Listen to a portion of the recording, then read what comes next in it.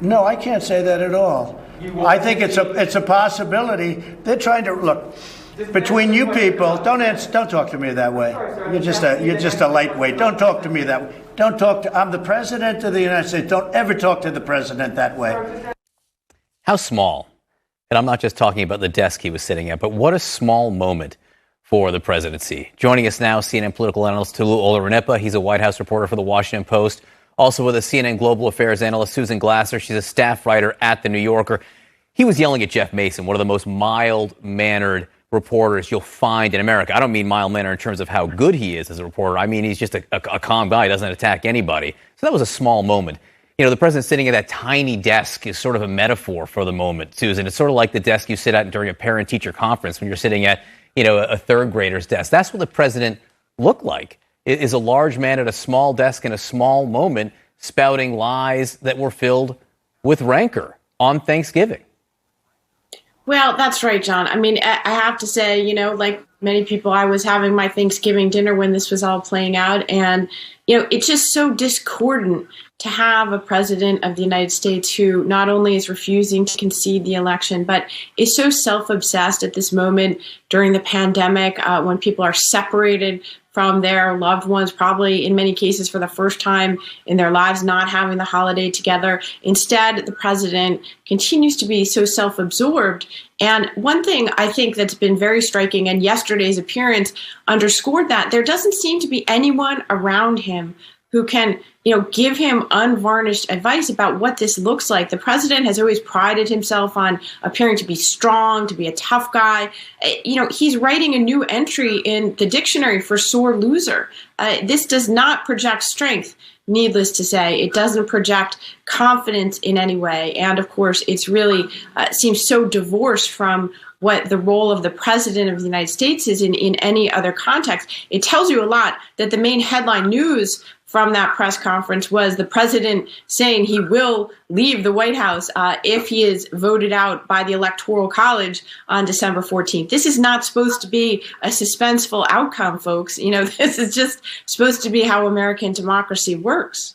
And yet, maybe it's another reminder, though, of what we've been watching for the last 4 years. We know Donald Trump does things his own way. But to your point, Susan, that we're now at this point where it's, a headline that he will leave the White House. As we look at this, too, Susan's point that there's no one there to tell him how weak this looks.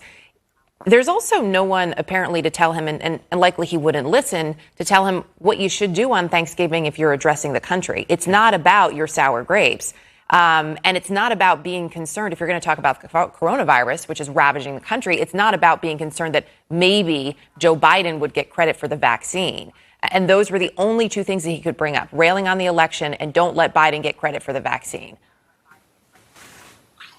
Yeah, that's exactly right. We talked about how this is a small display of the presidency. This is a big moment in American history. We are having a major holiday in which so many Americans have an empty seat at the table, in which many people cannot be with their families. So many people are being infected at this record rate of infections that we're seeing with this disease. And the president didn't speak to any of that. He didn't actually try to level with the American people, show any kind of empathy about the kind of loss, the immense loss that the country has seen over the past several months, which is really hitting home for a lot of people as they sit around the table without their family members this holiday period. And he didn't really speak to that. Instead, he talked about his own personal grievances. He talked about these baseless charges that there was fraud during the election, which happened 3 weeks ago, and that things will be coming to light very soon. And he's been promising that for the past several weeks. And we haven't seen anything other than a slew of court cases in which all of these allegations are being tossed out left and right by judges. So this is a sort of a small moment in the presidency, even though the country is going through a very big moment in its own history with not only the holiday, but also the pandemic reaching record highs and so many people suffering and struggling. And to have a president who is really checked out and not really focusing on the major issue facing the country is quite a stark moment in American history. And I think historians will look at this moment with a very questionable eye as they look at why the president decided not to show leadership at a time when so many Americans were looking for it. He did go to the golf course yesterday morning. We should give him credit for that. So it wasn't just lashing out at reporters and lying about the election. He also did golf yesterday, so there is that. A tiny desk for a tiny man. That really is the symbolism of last night's Trump meltdown at his press conference, where he's screaming at reporters, he's snapping at them, he's yelling, he's lying, he's whining, he's complaining, he's tantruming at his tiny little desk. And of course, I know Trump is not a tiny man, and I'm not making jokes about his weight. He's a big guy. He's much bigger and taller than I am, for instance. But it's so jarring to see him in that image. And again, the image itself is funny, but it wouldn't necessarily be something to point at beyond a few cute little memes. But it really is the symbolism.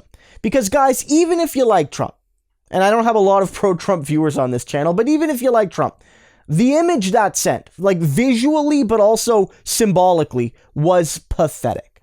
It was pathetic. The image of him sitting there trying to project power and confidence and cockiness and assuredness that he won this election, that, he's going to be in power beyond January, that, everything he's saying is accurate, that he's the president of the United States and blah, blah, blah, blah. Like that kind of like machismo juxtaposed to this little man in a tiny desk. This man that is little of character, little of spirit, little of generosity, sitting at this tiny desk. It was very fitting. And it's also, I think, important, frankly, to know when he was saying this. It was Thanksgiving, a day where you're supposed to be thankful, at least hypothetically. And Donald Trump, frankly, has a lot to be thankful for, maybe much more to be thankful for than a man as awful as him deserves. He has gotten way more than he deserved in life. So he should be incredibly thankful for all he has. And yet he took yesterday to basically whine and moan and complain about everything under the sun and not actually be thankful for anything in that clip and not really acknowledge that people were giving up their weekends, their families, their loved ones to be there, that millions of Americans are sacrificing right now to not see their families, to protect everyone, while Trump and his supporters mock those people for doing what it takes to protect the society.